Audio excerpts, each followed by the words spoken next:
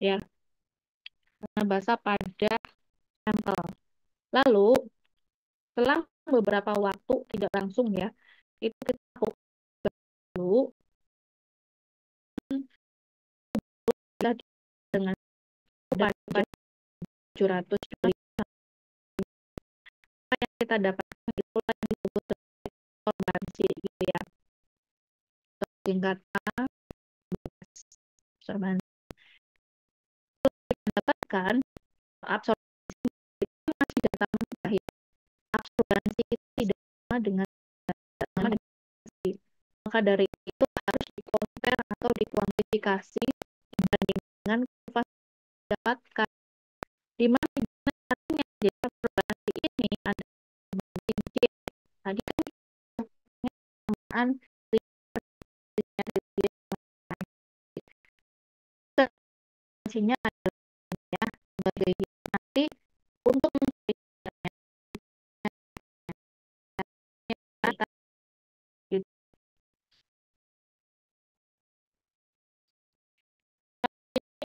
mau bingung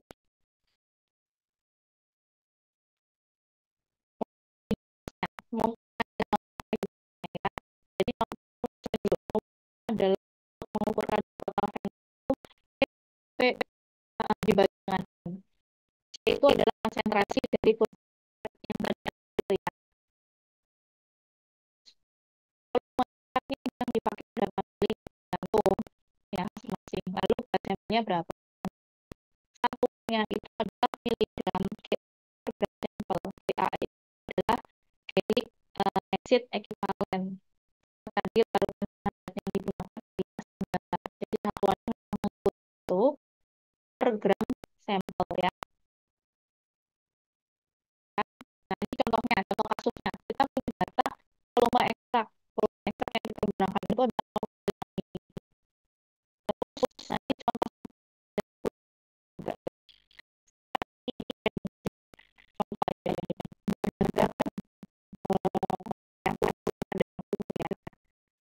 apapun itu yang masih nah, sebagai dan ini hanya kulit buang itu yang buang yang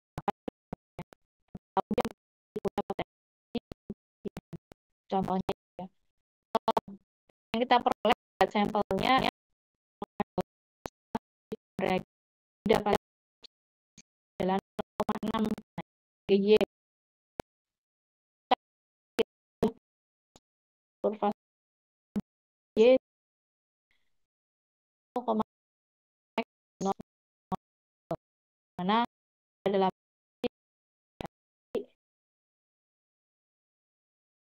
hitunglah si zat atau dalam X. Pertama adalah untuk menghitungnya kita masukin ke standar dulu untuk menemukan tadi 0,6 jadi ya masukin pindah ruang ketemu X itu adalah 116 mg per liter segitu. Lalu nomor 2 suruh menghitung kadar total fenol. Kadar total fenol itu tadi rumusnya adalah kita tadi sudah dapat dari slide sebelumnya 100 per liter. Dalam hal ini harus dulu per mililiter. Jadinya adalah 0,116 per mililiter. Jadi harus dalam mililiter. Lalu substitusikan ke dalam rumus C-nya 0,116, C-nya adalah 0,5 dibagi 0,2. Ketemulah 0,29 KAE per gram sampel. Itu cara menghitung kadar total fenol. Apakah ada yang bingung? Bisa dipahami? Bisa dijelaskan?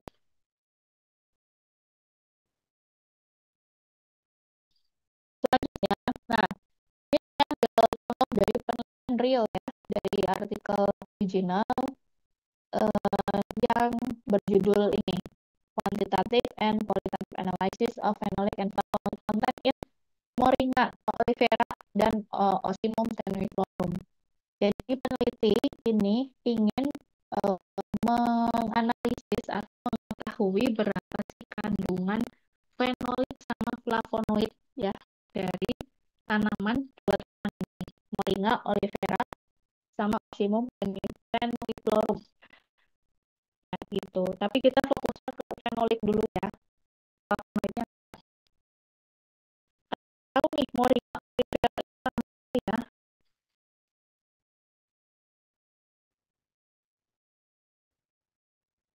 Terus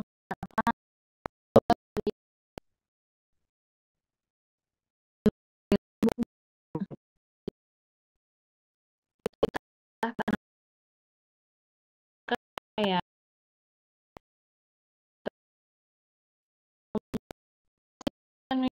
untuk tanaman apa ya?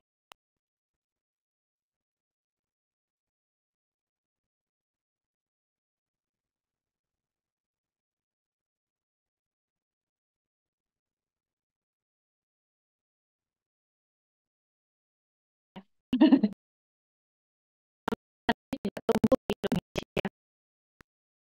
Nah, ini kan penelitian dari India. Jadi uh,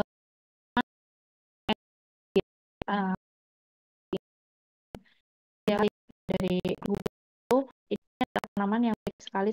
Mungkin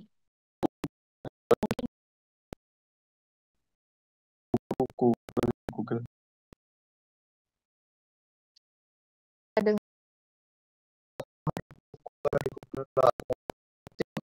apa ada yang tumbuh di oh ya ini apa ruku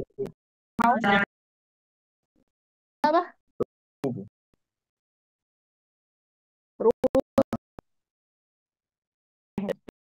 itu di dengan itu enggak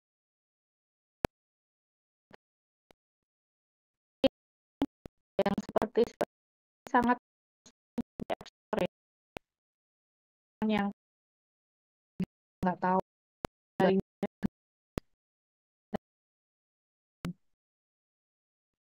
untuk yang kita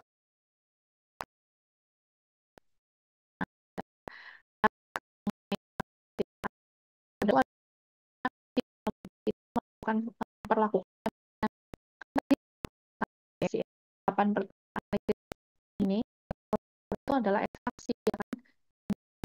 Setelah dari membuat kurva standar itu kan sampelnya dilakukan ekstraksi lebih dahulu. Mari kita lihat bagaimana si peneliti mengekstraksi sampelnya. Jadi si peneliti itu mengambil 500 gram dari kemudian ya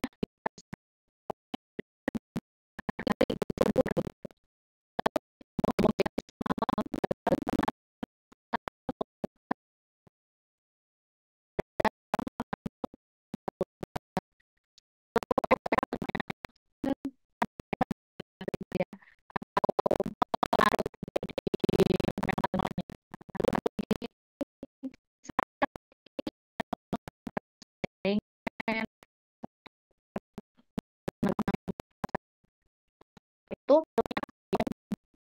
evaporasi di uap larutnya pakai pelarut metanol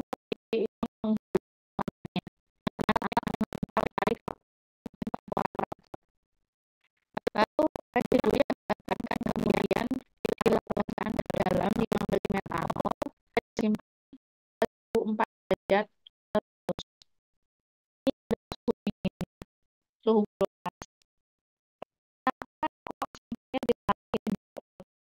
derajat ya kemungkinan besar itu adalah karena senyawa fenolik itu adalah senyawa yang sensitif ya terhadap cahaya. Jadi kenapa dia harus ditaruh di kulkas begitu untuk supaya si fenolnya yang terdapat pada sampel itu masih aman, masih bagus dan tidak mengalami kerusakan. Karena kalau sampel kita rusak ya nanti ngukur kadar total fenolnya udah turun. Jadi hasilnya nanti bias ya. Kayak gitu. Jadi untuk em, apa penelitian ya terkait dengan antioksidan dan atau penelitian terkait nge-lab ya pokoknya nge-lab itulah itu memang kita harus sangat hati-hati. Kita harus tahu persis apa yang harus kita lakukan, bagaimana memperlakukan sampel. Itu kan perlu banyak belajar, mempelajari si sampelnya dulu. Dia karakteristiknya kayak gimana, seperti apa. Ya.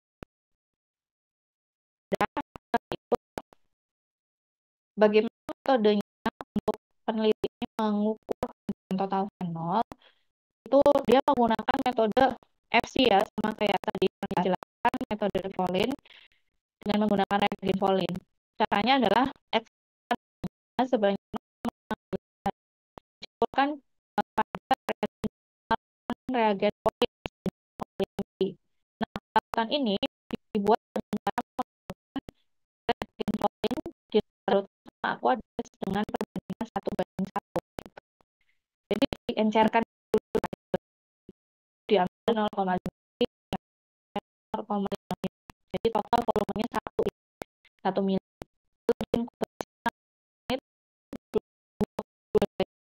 Juga dengan suhu ya di kulkas tapi dia rendah daripada suhu ruang ya. Suhu ruang kan sekarang bisa sampai 25, 20, 31 gitu kan. Ini dengan inkubator ya. Jadi nanti suhunya itu setelah diinkubasi selama 5 menit ditambahkan larutan natrium karbonat 20% banyak volumenya sudah 3 mili ya. Lalu masih lebih lanjut 22 derajat selama 1,5 jam. Lalu baru setelah itu diukur absorbansinya dengan menggunakan spektrofotometer pada panjang gelombang 650 nano. Total fenolik, kandungan total fenolik dihitung dengan menggunakan larutan standar yaitu asam galat. Sama persis ya, sama metode yang tadi saya jelaskan. Mari kita lihat hasilnya seperti apa. Hasilnya adalah seperti ini.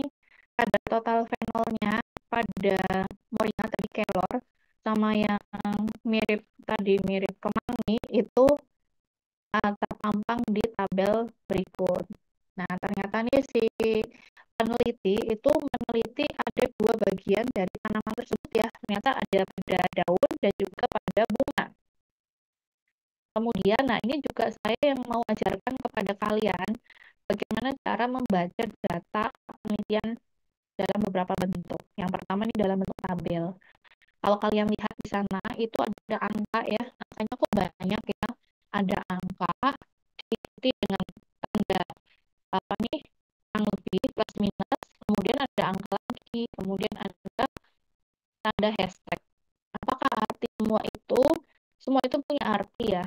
Dan kalau kita lihat di kata-kata di bawah tabel, ya itu bisa dilihat ya, the values are mean of the experiments plus minus SD. Nah, artinya apa? Artinya angka yang di depannya plus minus itu adalah angka mean. Mean itu adalah rata-rata ya dari 3 eksperimen. Jadi si peneliti dan termasuk juga kita nantinya ketika kalau mau penelitian untuk skripsi, ketika kita penelitian itu nggak hanya ngambil data itu 1 kali gitu. Kayak kita spektro cuma 1 kali aja. Ini 3 kali. Nah, baiknya sih 3 kali triplo. Karena buat apa? Semakin banyak pengulangan itu kan akan semakin memperkecil. Itu adalah prinsip dari statistik kayak gitu kan. Lalu setelah plus minus itu apa? SD. Itu apa? Standar deviasi. Standar deviasi itu apa? Kalau dalam bahasa statistik kan kayak simpangan ya, simpangan. Artinya angka yang di depan ini punya plus sekian dan minus bisa minus sekian begitu. Jadi pertanyaan saya, angka hasil penelitian yang baik itu standar deviasinya itu tinggi apa rendah?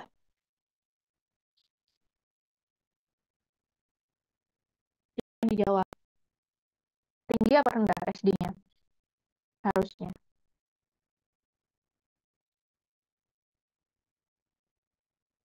Halo.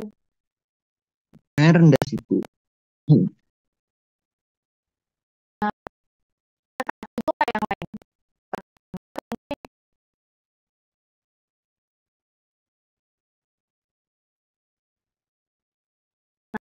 kesimpangan menyimpang. Sesuatu yang itu kan kadang sedikit menyimpang ya, atau bahkan tidak ada penyimpangan, gitu kan. Maka di statistik ini juga sama. SKS itu harusnya rata-rata deviasinya misalkan 1 gitu, 1 koma. Itu udah setengahnya sendiri dari angka yang di depan. Berarti tingkat keparahannya itu 50% dong. Wah, itu tinggi sekali gitu. Nah, jadi itu bisa kira-kira ya SD-nya itu akan menggambarkan seberapa hasil penelitian kita itu punya penyimpangan ya. Semakin kecil SD, artinya semakin kecil penyimpangan, yang artinya penelitian kita akan semakin sahih atau valid gitu. Oke, itu sudah jelas ya artinya. Nanti ketika kalian presentasi dan kedapatan juga membaca artikel yang ada angkanya seperti ini, mohon jangan bingung karena sudah dijelaskan. Kemudian ada ini apa namanya kan hashtag di belakang angka itu bukanlah salah tulis ataupun mengasal taruh di situ ya, tidak, karena itu sudah ada penjelasannya juga di bawah tabel. Statistical data show significant difference at p kurang dari 0,001. Nah, artinya angka yang diikutkan hashtag ini itu berbeda signifikan. Padahal angkanya beda gitu loh. Kita bisa bilang untuk yang misalkan modelnya OTK ya, pada live, pada down itu kan nih katanya ada dua berarti kita bisa simpulkan bahwa kandungan total yang tubuh itu lebih dari bunga secara signifikan. Itu adalah tujuannya ya, uji statistik dan uji lanjut. Uji lanjut itu ketika pembicaraan itu biasanya ada tanda dalam angka tersebut begitu.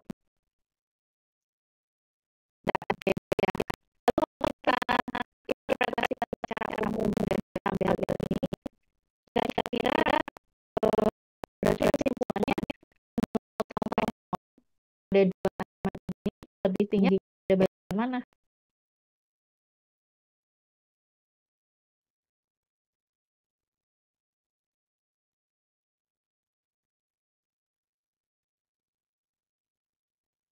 Lalu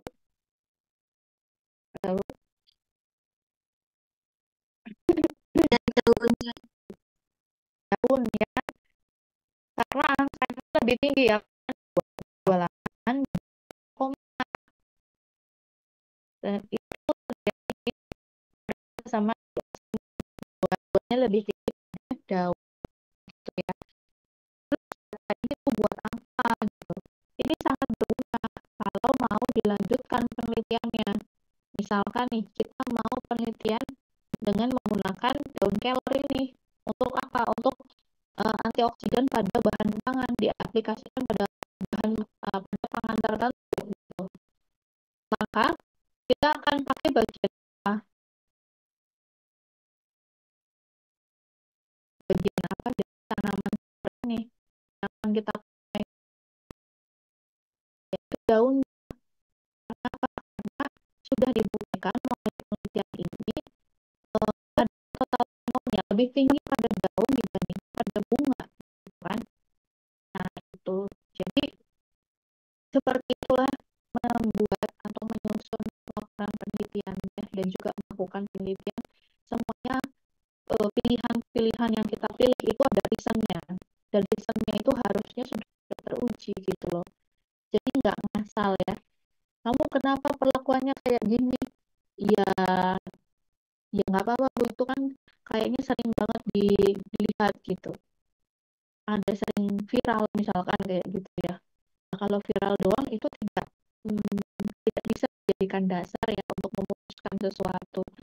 Ketika kita memutuskan sesuatu itu harus ada basic argumennya. Dan kalau ini adalah suatu laporan penelitian ilmiah, ya berarti harus ada justifikasi data hasil penelitian ilmiah juga gitu. Contohnya seperti itu. Udah ya, itu adalah tentang perhitungan kadar total fenol. Selanjutnya, saya menjelaskan bagaimana mengukur aktivitasnya.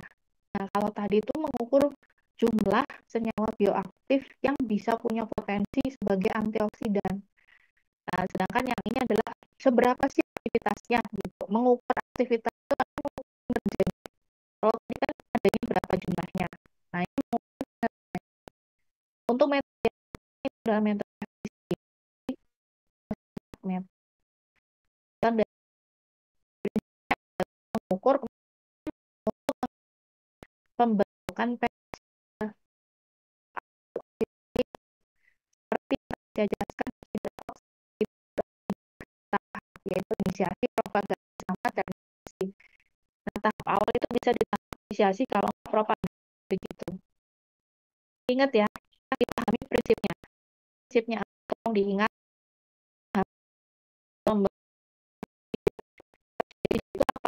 Jadi itu termasuk radikal. Yaitu senyawa yang bisa menghasilkan oksigenasi. Dan tidak menyenangkan menghambat perkembangan radikal bebas. Ya. Next, ini adalah contoh contohnya adalah reaksi oksidasi. Inisiasi itu menghasilkan radikal bebas dari huruf sama ada angkat di atasnya radikal ya. Propagasi itu adalah perubahan radikal. Inisiasi adalah akhir dari reaksi oksidasi di mana itu bentuknya bebas yang sudah dihasilkan. Oke, jadi untuk fisiknya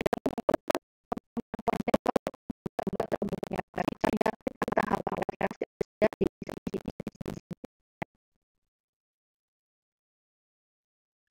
selanjutnya bagaimana sih tahapan reaksinya? Untuk menggunakan metode efisiensi ini kita butuh mengukur lipid oksidasi nih. Kita butuh lipid yang akan nanti dioksidasi. Lipid yang digunakan itu biasanya adalah yang poliunsaturated atau lipid tak jenuh. Lipid tak jenuh adalah lipid yang bisa kita kembangkan. Dalam hal ini kita contohnya pakai linoleat ya, linoleat atau lipid yang lain. Ada yang sisi ada dia bisa menjadi bersih ya. Dan digunakan suhu dokumen tinggi atau suhu 40 derajat. Oksidasi ini akan menghasilkan ini adalah reaksinya. Linoleat nanti akan menggunakan oksigen dan menghasilkan linoleat. Lalu hidroksid yang terbentuk nanti akan bereaksi dengan Fe2+ yang ada pada reagen ya. Plus ini dibaca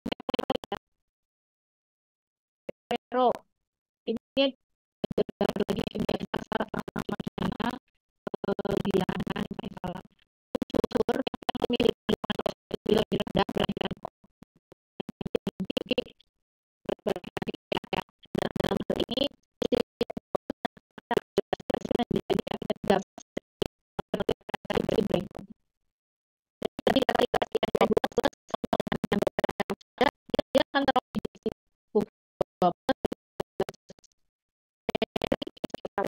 jadi dari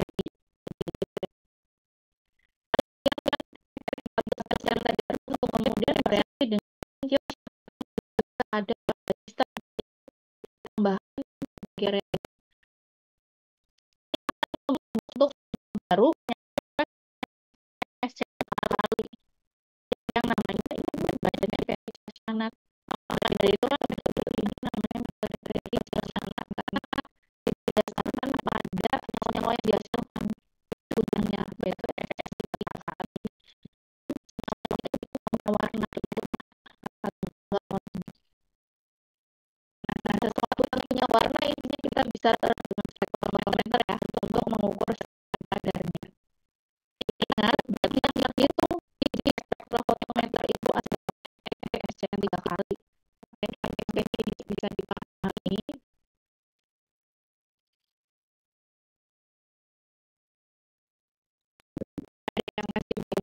Mau penjelasan gimana? Kalau nggak ada, saya next. Jelas. Ya, oke. Fokusnya FESCM 3 kali ya. Kompleks ini nanti bisa diukur absorbansinya pada panjang gelombang yang 500 nano. Nah, beda ya sama yang tadi kadar total fenol. Kalau yang total fenol tadi warnanya apa coba?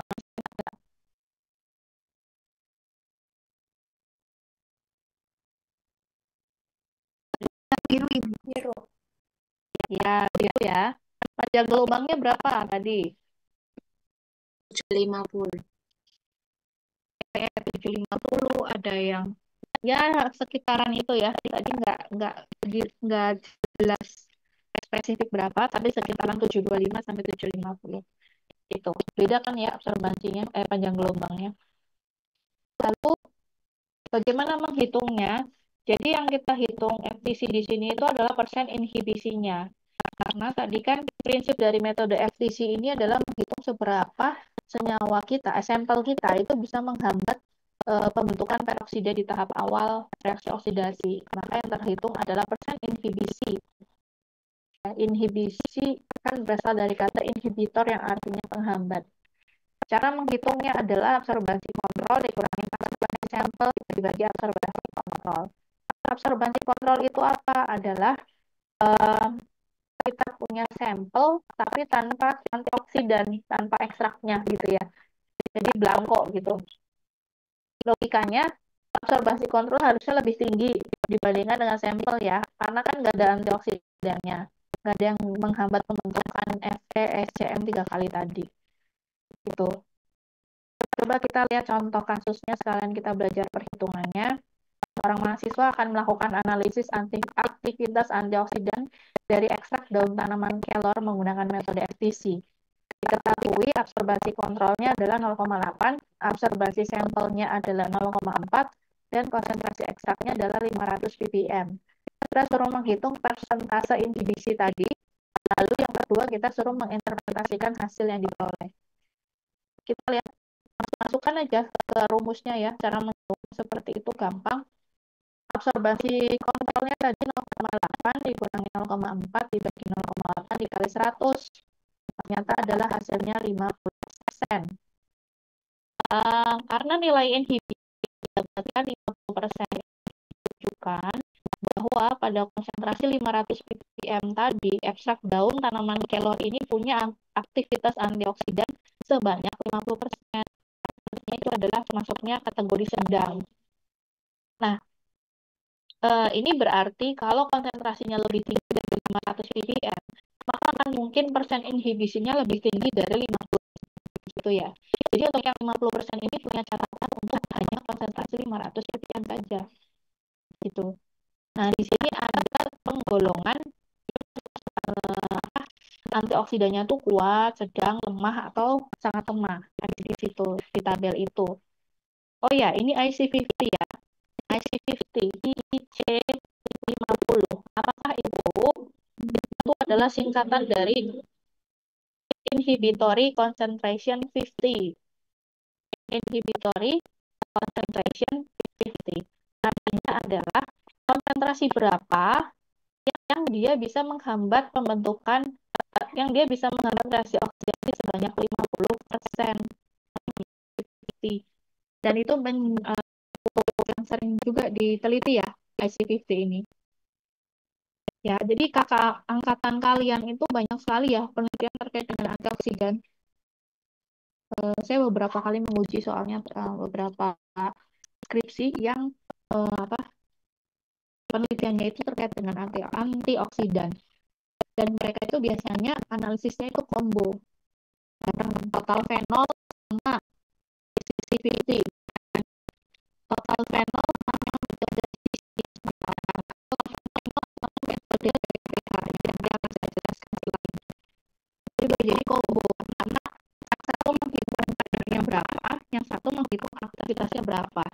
Karena tidak selalu kadar yang tinggi itu memiliki aktivitas yang tinggi juga gitu ya. Next, ini contoh lagi dari penelitian real bisa dapatkan dari artikel internasional ya. Di sini contoh apa penelitiannya ini adalah mau menghitung aktivitas antioksidan dari ekstrak tanaman right, dari tanaman ini pine needle pinus ya, tanaman pinus itu loh, tapi yang daunnya bentuknya jarum. Dan ekstrak yang digunakan ini menggunakan pelarutnya air. Kalau yang tadi kan ada metanol ya. Nah, kalau yang ini pakainya air. Mari kita lihat bagaimana si peneliti memperlakukan sampelnya. Dia cerita si pohon pinus ini didapatkan dari mana, ya, lalu dibeli tahun berapa. Ini disimpan dalam freezer minus 20 derajat ini ya, freezer minus 20. Lalu diambil 20 gram sampel, diekstraksi dengan aquades sebanyak 700 ml berdasarkan metode ini. Nah, metodenya itu metode DPPH ya. Lalu larutan tadi disaring menggunakan teknik Boltzmann, dievaporasi dengan evaporator pada 40 derajat Celcius, lalu diliofilisasi. Liofilisasi itu dibekukan lagi untuk mendapatkan ekstrak airnya. Kemudian ekstrak air yang didapatkan nanti dengan aquades itu adalah aquades ya, sama aja, dengan konsentrasi bertingkat 0, 4, 20, 100, 500, dan 1000. Ini berarti ada 1, 2, 3, 4, 5, 6. Ada 6 konsentrasi yang akan dianalisis aktivitas antioksidannya. Begitu. Itu cara si peneliti memperlakukan sampelnya. Lalu untuk metode perhitungannya dengan FTC kita bisa lihat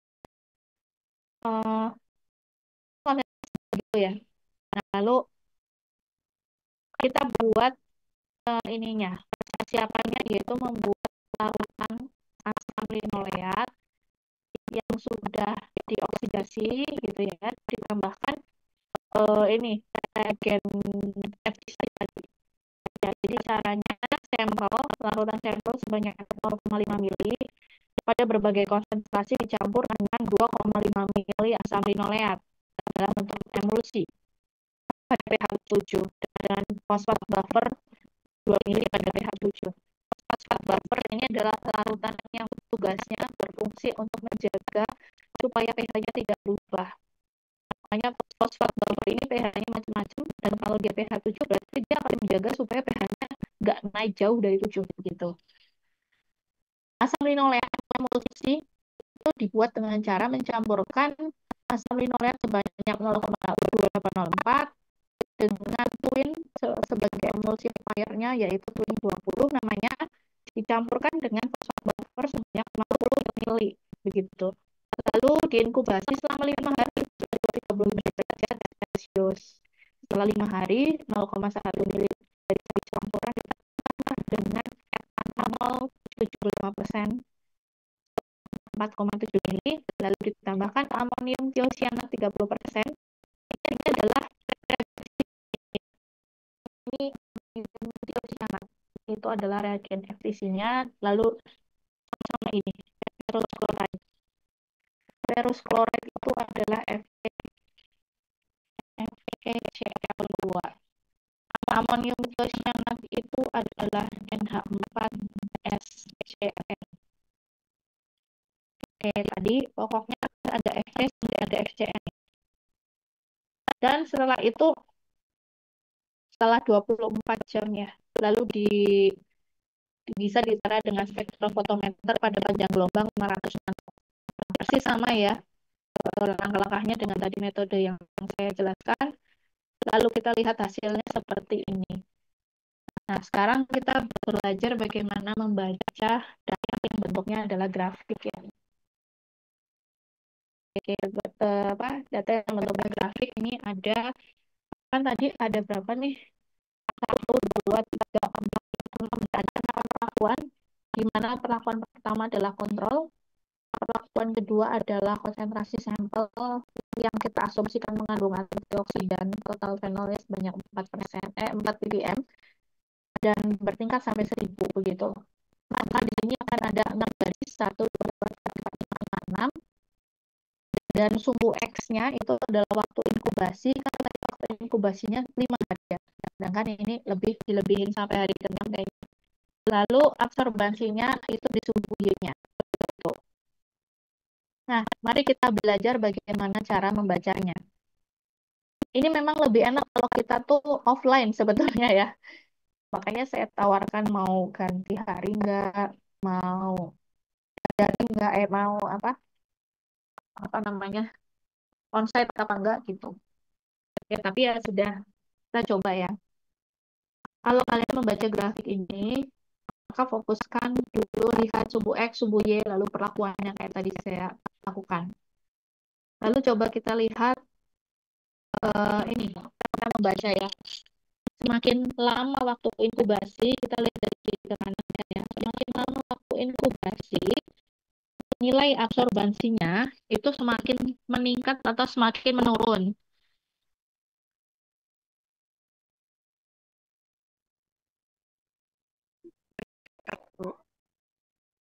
Ya, meningkatkan ya. Secara umum kita lihat bahwa absorbansinya meningkat, itu kan garisnya ke atas ya, cenderung ke atas gitu.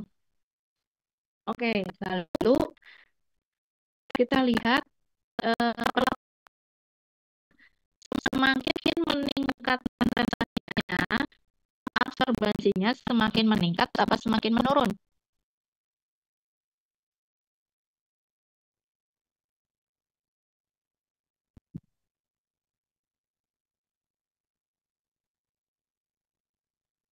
Lalu Sama mana? meningkat gitu. Semakin semakin meningkat ininya konsentrasinya ya. 4, 20, 100, 500 ribu, absorbansinya semakin meningkat atau semakin menurun?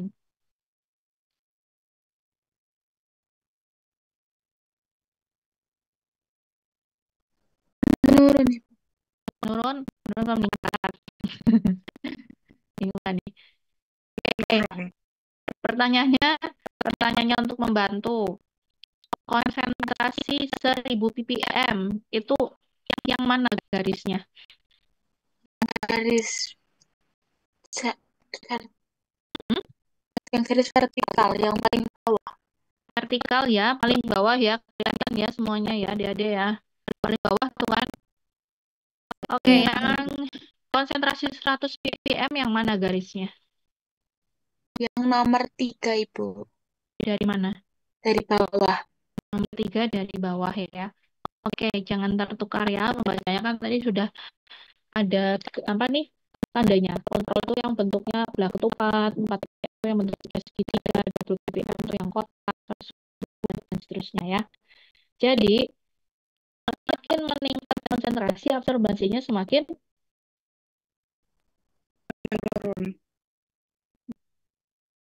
menurun atau meningkat. Semakin meningkat. Semakin ada yang meningkat, ada yang menurun ya. Mungkin iya kalau absorbansi meningkat, cuman ini kan secara gradiennya yang beda-beda, Bu. Ini di semua hari cenderungnya gimana? Hari ketiga wes, hari ketiga kan misah semuanya jelas ya. Hari ketiga, hari ketiga itu absorbansinya salah. Konsentrasinya semakin tinggi, absorbansinya semakin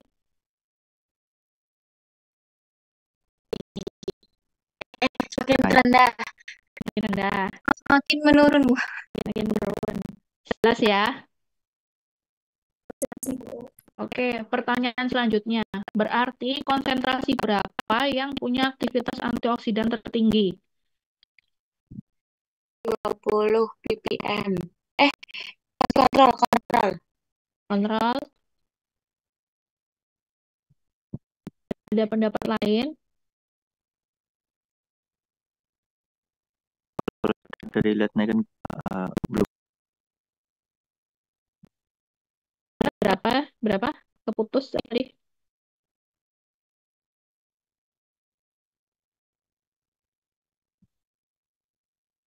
Konsentrasi berapa yang punya aktivitas antioksidan tertinggi? Tadi ada yang jawab kontrol, ada yang jawab 20 ppm ya. Ya tadi diralat ya jadi kontrol. Ada pendapat lain?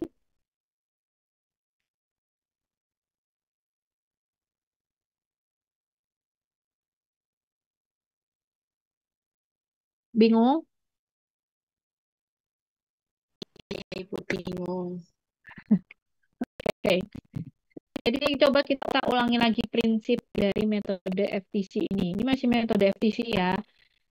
Metode FTC tadi itu prinsipnya ngitung apa sih?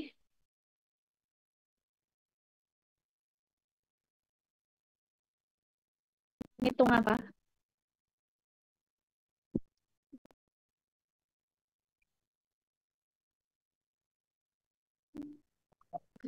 Aktivitas antioksidan, Bu. Iya, iya. Aktivitas antioksidan spesifiknya dia menghitung apanya. Ketika mengukur aktivitasnya itu bisa diukurnya aktivitas rendah apa tinggi itu indikatornya tuh apa sih gitu.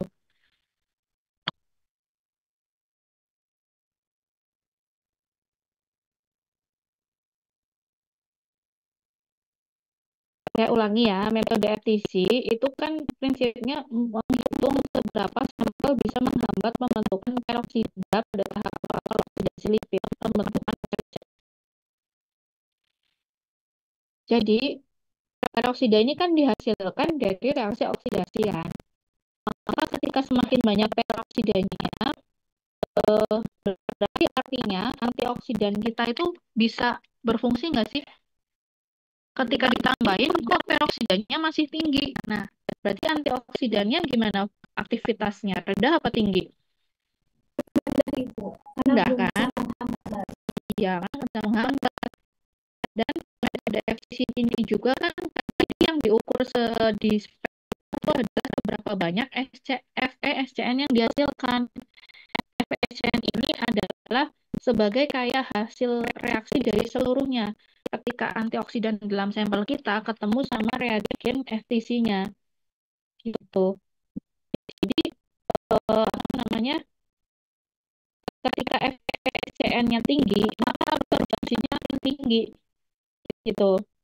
Ketika FeSCN-nya rendah, maka absorbensinya rendah. Nah, tapi absorbensi rendah sama tinggi itu artinya apa terhadap aktivitas antioksidan?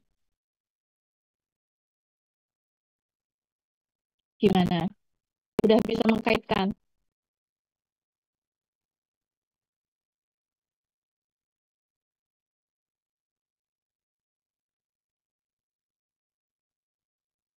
Nah, kalau absorbensinya rendah, berarti aktivitas antioksidannya tinggi apa rendah?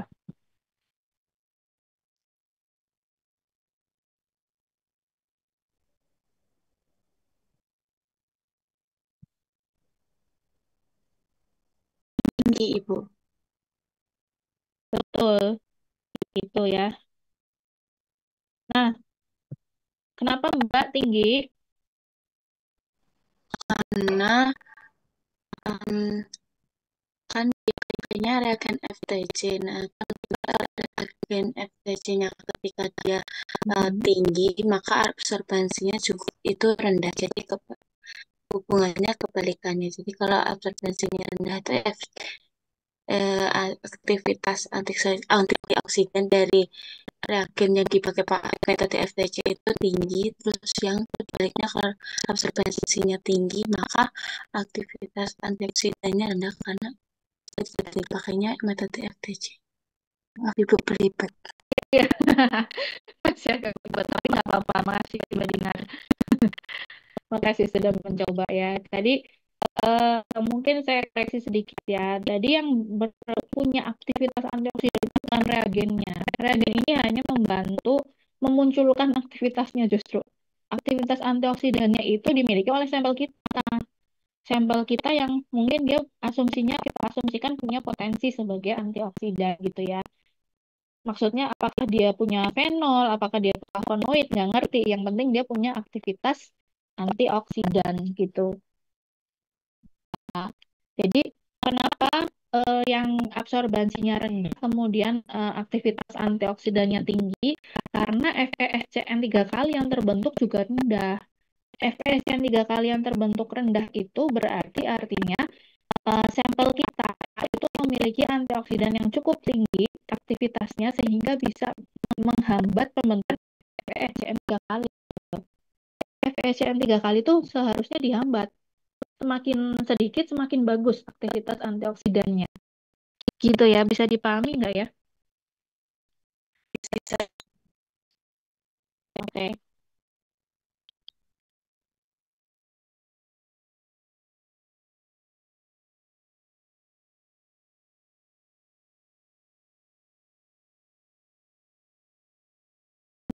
Efisisi ya. Metode yang akan saya kenalkan lagi adalah metode DPH. Metode ini adalah singkatan dari nama reagen yang dipakai. Sekali lagi dari nama reagennya. Reagennya itu adalah reagen 2,2 difenil 1 pikril hidrasil. Ingat, yang namanya reagen itu adalah alat bukan yang punya aktivitas antioksidan, bukan. Yang punya aktivitas antioksidan itu sampel kita. Apa yang kita mau teliti gitu. Tadi contohnya kan daun kelor ya. Nah, jadi prinsip dari metode ini adalah mengukur kemampuan antioksidan dalam radikal bebas. Jadi ini berbeda dengan metode yang sebelumnya. Sebelumnya yang FTC tadi itu adalah mengukur seberapa dia mampu menghambat reaksi oksidasi di tahap awal lah gitu. Nah, sedangkan kalau yang DPPH ini adalah menetralkan radikal bebas. Itu udah saya bold ya di situ. Jadi maksudnya udah terlanjur nih terbentuk radikal bebas. Terus untuk metode DPPH ini mau mengukur seberapa radikal bebas yang sudah terlanjur terbentuk itu bisa dinetralin begitu karena antioksidan itu bisa menetralkan radikal bebas dengan cara mendonorkan elektron. DPPH sendiri itulah radikal bebasnya. Jadi reagen ini adalah musuhnya lah ibaratnya gitu. Antioksidannya ini jadi pahlawannya, ya kan? Jadi dalam metode ini DPPH-nya harusnya tinggi apa rendah ya?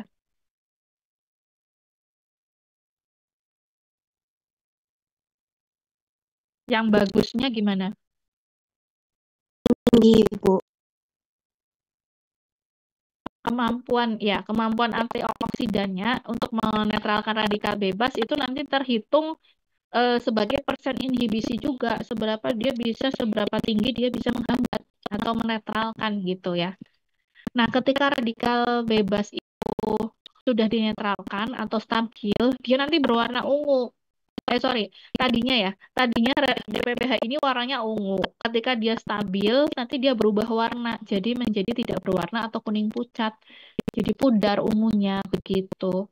Nah, jadi karena ada perubahan warna sekali lagi, ini nanti bisa ditera dengan spektrofotometer. Pada prinsip reaksinya adalah ketika DPPH yang dia punya senyawa radikal itu ketemu dengan antioksidan yang punya hidrogen, nanti dia akan mendonorkan hidrogennya ke DPPH sehingga dia bisa stabil dan antioksidan itu jadi radikal. Antioksidan itu berkorban dia akan mendonorkan elektron, dia ngasih elektron balik, dia sendiri berkorban, jadinya radikal dianya. Itu ya. Tahapan reaksinya, antioksidan mendonorkan elektronnya atau satu atom hidrogen ke radikal DPPH. DPPH menerima elektronnya dan menjadi stabil. Perubahan ini menyebabkan penurunan absorbansi ya, karena ada perubahan warna. Pada panjang gelombang 517 nano, karena tadi warnanya ungu. Nah, besarnya penurunan absorbansi ini digunakan untuk menghitung persentase peredaman radikal. Untuk prosedurnya sendiri, itu secara prinsip hanya 3 ya. Campurkan larutan DPPH sama ekstraknya. Ekstraknya dari sampel kita. Lalu inkubasi selama 30 menit dalam kondisi gelap supaya ekstrak kita itu tidak rusak. Lalu yang ketiga, ukur absorbansinya pada panjang gelombang 517 nano. Persen inhibisinya, kan ini rumusnya sama metode FTC tadi. Tapi artinya itu lain loh ya, harap dipahami. Jadi persen di sini itu adalah seberapa dia mampu menetralkan radikal bebas. Cara menghitungnya pun sama, absorbansi dikurangin absorbansi sampel dibagi absorbansi kontrol dikali 100. Absorbansi kontrol itu yang tidak ada ekstraknya, ya, yang kosong gitu. Otomatis absorbansinya kan lebih tinggi ya logikanya. Kita lihat contoh kasusnya langsung. Seorang mahasiswa mau menguji aktivitas antioksidan dari ekstrak bunga telang dengan menggunakan metode DPPH. Diketahui absorbansi kontrolnya 0,7, absorbansi ekstraknya 0,28, konsentrasi ekstraknya 200. Perlu menghitung persentase peredaran radikal bebas sama menginterpretasikan hasilnya. Kita pakai rumus yang tadi sama persis ya. Masukin semuanya. Kontrol tadi 0,7 absorbansinya.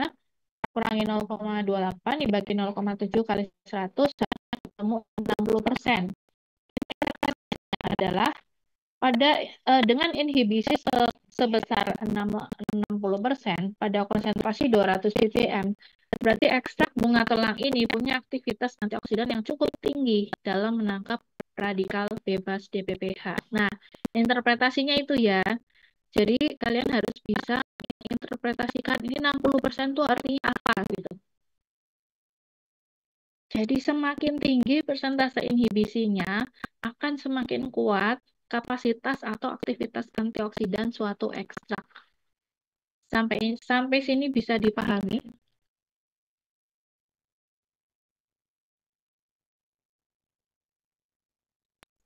Coba ya, oke. Coba kita lihat lagi contohnya dari penelitian yang real. Ini masih penelitian yang sama dari yang metode FTC tadi ya, yang pakai ekstrak dari tanaman pinus berdaun jarum. Ekstraksi sampelnya sama, dan saya ini ngambil untuk yang metode DPPH-nya. Caranya adalah kita pakai konsentrasi yang bertingkat tadi ya, ada different concentration dari 2 sampai 1400 ppm. Lalu ekstrak dari air 4 mili dilarutkan dalam air dan ditambahkan reagen DPPH-nya 1 mili aja pada larutan metanol. Jadi DPPH dilarutkan metanol dulu ya. Campuran itu kemudian direaksikan 30 menit sebelum analisis. Jadi sebelum di spektro tuh tunggu 30 menit dulu gitu. Baru diukur absorbansinya pada panjang gelombang 517 nano dan hanya diambil sampelnya itu 0,1 mili saja. Sedikit sekali ya. Kita lihat bagaimana hasilnya. Nah, ini adalah hasilnya. Ini adalah perlakuannya tadi ya. Ada 20 paling kiri ya. Kolom paling kiri 4, 20, 100, 500, 1000 sama 1200. Kolom kedua adalah absorbansinya. Kolom ketiga adalah persen penghambatan, persen penangkapan radikal DPPH. Atau bahasa lainnya persen penetralan DPPH. Gitu ya. Ini juga saya jelaskan bagaimana membacanya. Kalau tadi kan sudah ya jelas ya, angka itu menunjukkan, angka yang depan itu menunjukkan min atau rata-rata, angka kedua adalah standar deviasi setelah yang plus minus itu. Lalu ternyata di bagian paling belakang pada angka tersebut itu ada hurufnya nih ya, A, B, C, D, D, D, D. Apa artinya itu? Itu artinya adalah ketika peneliti ini sudah melakukan uji lanjut secara statistik. Biasanya ada keterangan di bawah tabelnya. Ya, ini cuman nggak ke copy aja. Jadi ada keterangan di bawah tabelnya yang bunyinya adalah angka-angka yang diikuti huruf yang sama itu menunjukkan tidak ada perbedaan yang nyata. Gitu ya. Atau saya balik. Angka-angka yang diikuti huruf yang berbeda itu menandakan atau mengartikan ada perbedaan yang nyata. Ya, berarti kita bisa lihat itu hurufnya ada A, ada B, ada C, ada D. Tapi yang D itu ada 3, ya kan? Berarti yang hasilnya sama, kita bisa bilang ya, hasilnya sama, itu adalah perlakuan yang mana aja?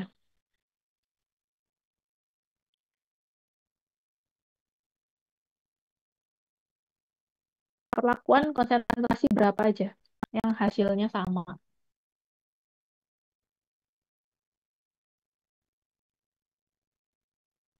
Yang 500, 1000 sama 1200 ppm.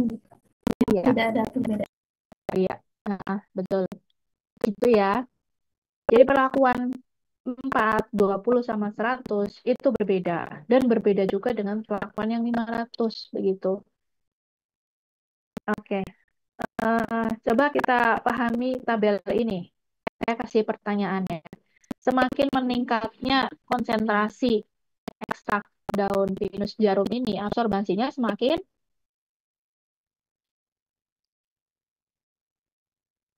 rendah apa tinggi?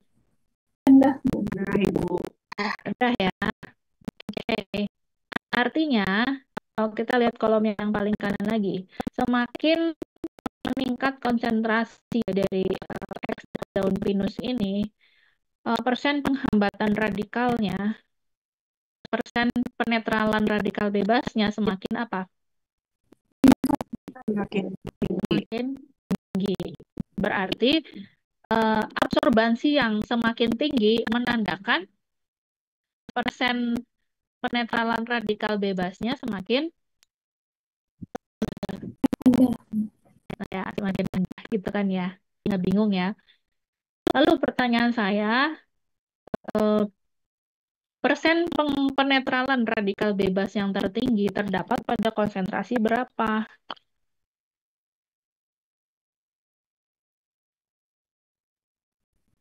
1200 ppm. Ada pendapat lain? 1200 tadi ya. Ada pendapat lain?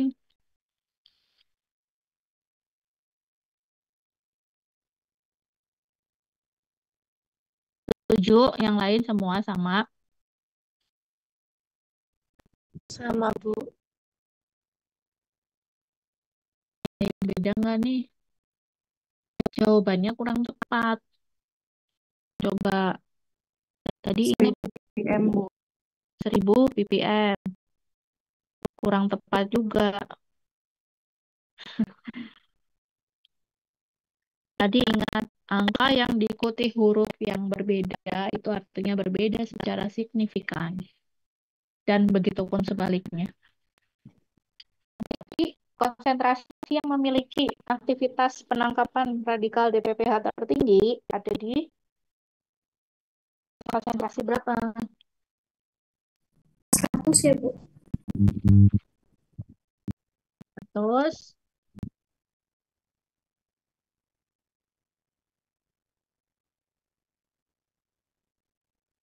kurang tepat juga.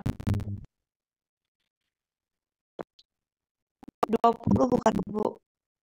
Berapa? 20. Enggak dong, bukan. 500, 1000 sama 1200 bukan Bu. Satu aja Mbak, yang mana? Kalau disuruh ngambil satu yang terbaik dari setiap perlakuan, dari 6 perlakuan ya ini dipilih oleh kalian.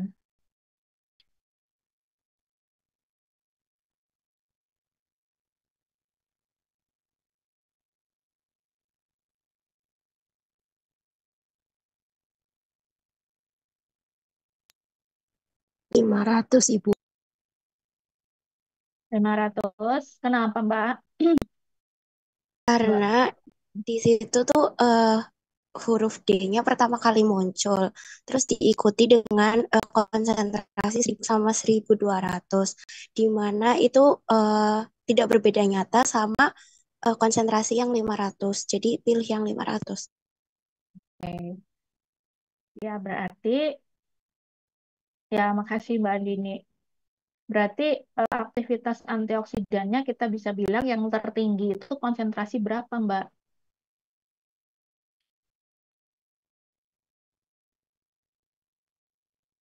500, Ibu. 500 ya. Ya, itu betul ya tadi yang disampaikan oleh Mbak Andini. Itu ada yang masih bingung nggak?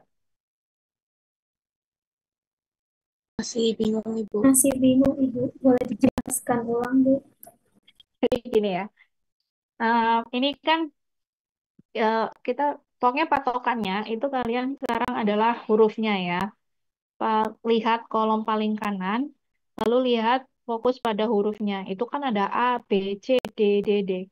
Seperti yang tadi saya bilang, ketika ini sudah diuji statistik, kita tidak lagi fokus kepada angkanya, tapi fokus kepada hurufnya, karena itu sudah diuji lanjut. Artinya apa?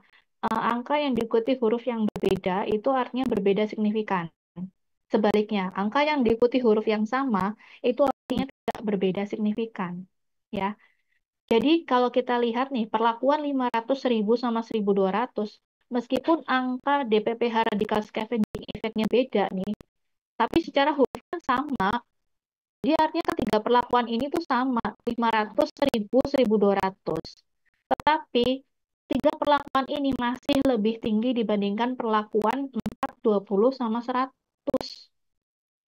Paham kan ya? Jadi kalau saya tanya yang tertinggi yang mana?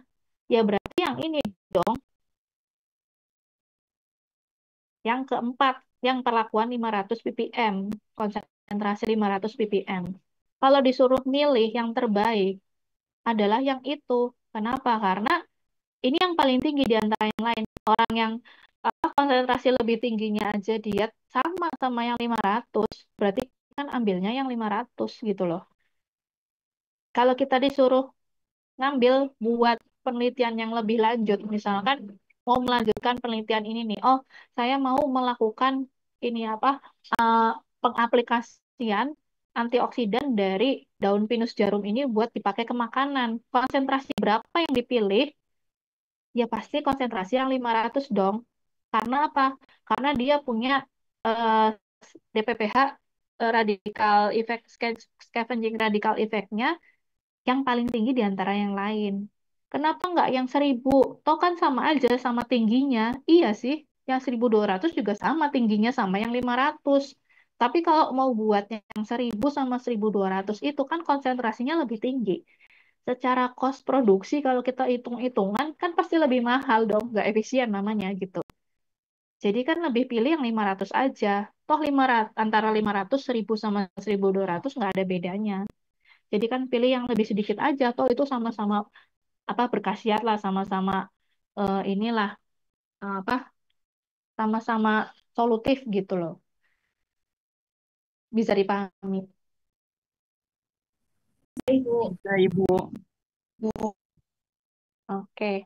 Nah, itu semoga ini bisa buat latihan kalian ya. Ketika kalian menemukan data ataupun ya data seperti ini pada artikel penelitian yang nanti dibaca, apalagi yang nanti buat presentasi, ya tolong disampaikan seperti tadi saya menyampaikannya. Maksudnya menginterpretasikan dari data tersebut.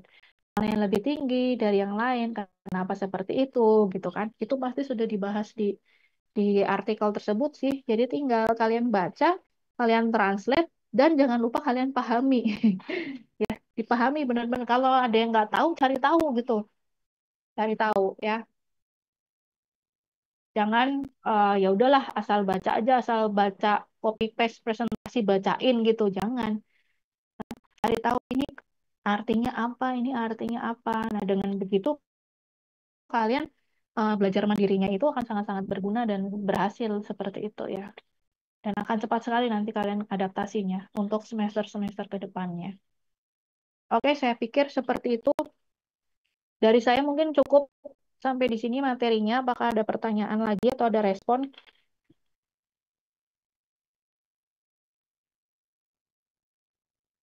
Nggak ada. Oke, kalau nggak ada, kita akan untuk teraversanya ya, Mbak, Mas. Untuk kelas C dan D, Recording stopped.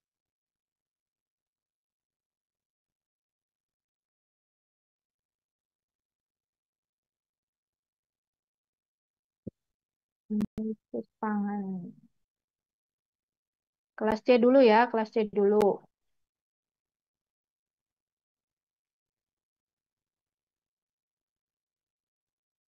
Aduh, aduh, aduh.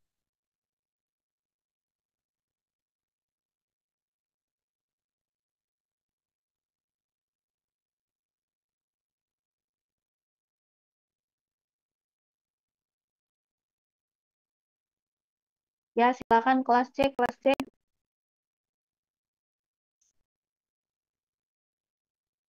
Tolong diperhatikan dan tolong isi presensi. Semoga setelah ini nggak ada yang WA saya, Bu. Maaf, saya lupa presensi, Bu. Masalahnya kadang kebaca, kadang enggak, Mbak. Karena sangat banyak kelasnya, mohon maaf ya.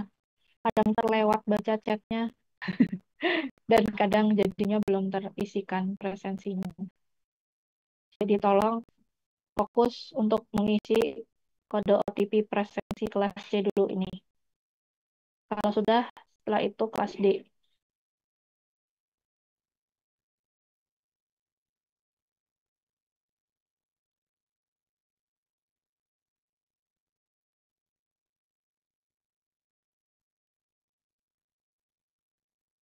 Apakah sudah kelas C? Belum yang Oke, saya tunggu.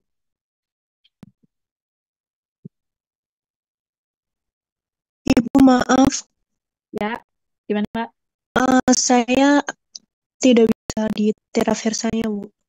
Kenapa, Mbak? Eh, nggak tahu, kayaknya lagi agak bermasalah. Oke, oke, oke. Ya, ini hadir semua nggak ya? Saya nggak bisa cek ya, kalau online ini. Oke, yang nggak bisa Traversa tadi Mbak, Ariana, Ibu, saya catat dulu ya. Apa? kelas C. NIM-nya berapa? Akhirnya 162. 24 ya. A1F024062 ya. 162, Ibu.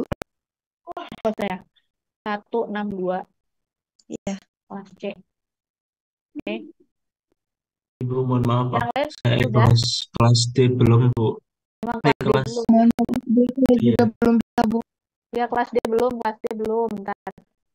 Ibu, mohon maaf, Bu. Saya juga nggak bisa, Bu, kelas C. Oh. Sebentar. Oh ya, maaf saya lupa. Maaf.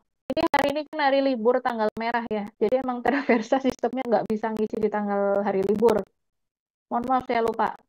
Jadi nanti presensinya berarti besok ya, yang apa hari aktif begitu.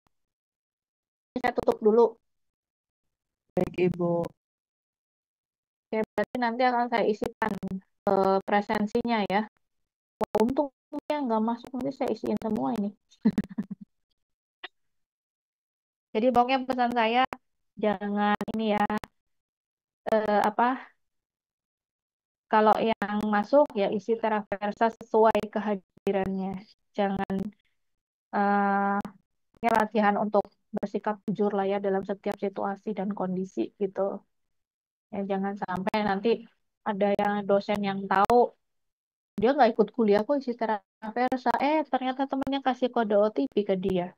Padahal dianya sendiri nggak ikut kuliah dan itu pernah ketahuan gitu ya. Jadi jangan sampai seperti itu. Nanti dianggap dua-duanya tidak hadir soalnya.